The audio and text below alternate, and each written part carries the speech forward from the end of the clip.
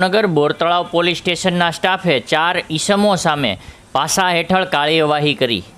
Bhavnagar Bortalav police સ્ટેશનના સ્ટાફે જુદા જુદા ગુનામાં વારંવાર ઝડપાયેલા ઈસમો સામે પાસા હેઠળ કાર્યવાહી કરી છે, જેમાં સમીર ઉર્ફે સાંભો નામના ઈસમની ધરપકડ કરી મધ્યસ્થ જેલ સાબરમતી અમદાવાદ ખાતે મોકલી આપેલ છે। અકરમ ઉર્ફે ભોપો નામના ઈસમને મધ્યસ્થ જેલ લાજપોર સુરત ખાતે મોકલી આપેલ છે।